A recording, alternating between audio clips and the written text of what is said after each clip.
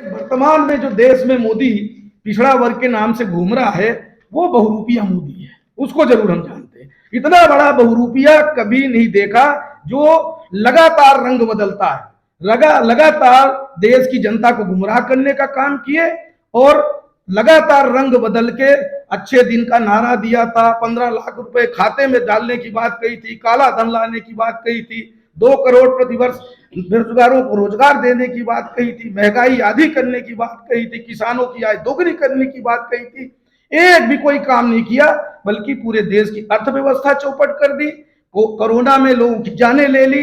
HP Modi ये पारसी समाज के थे।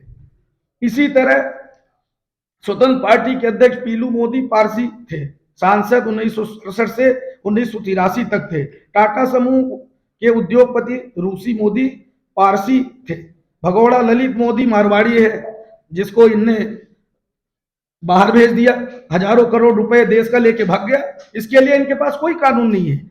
इनकी सदस्यता इनको देश में लाने का काम नहीं करेंगे, इनसे वसूली नहीं करेंगे। पर राहुल जी इनके खिलाफ बात करते हैं, सही बात करते हैं, इनके घोटाले को उजागर करते हैं, तो राहुल जी अपराधी हो गए।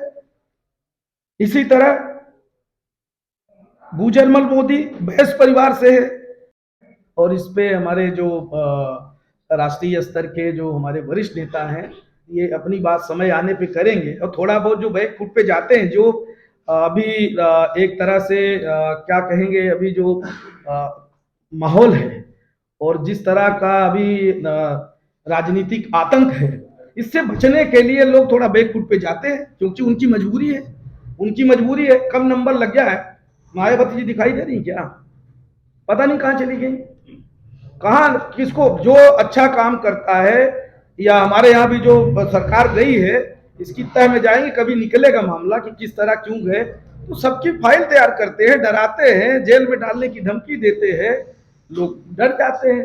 विपक्ष को खत्म कर दिया जाए, कोशिश है, पर अब खत्म होने वाला नहीं है। हमारे नेता खड़े हैं और खड़े हो गए हैं, और इनसे डरपोक ज्यादा कोई है भी नहीं। आपको हम बता रहे हैं कि मोदी जी से, अमित शाह से डरपोक पूरे देश में कोई राजनीतिक नहीं है। ये लुटेरे हैं, पूरे देश को लूटने का काम कर रहे हैं, पूरे देश की अर्थव्यवस्था चौपट कर दी, पूरे देश की राजनीति खत्म कर दी, पूरे देश की संवैधानिक संस्थाओं को बेच दिया। ये हमारे देश के लिए बहुत बड़ा खतरा है। इसके लिए हम सबको मिलकर लड़ना पड़ेगा। कहीं न कहीं कब किसका नंबर किसका लग गया। एक एक से बड़े बड़े रिपोर्टर जो सच बोलते थे, आज बेचारे यूट्यूबर हो गए।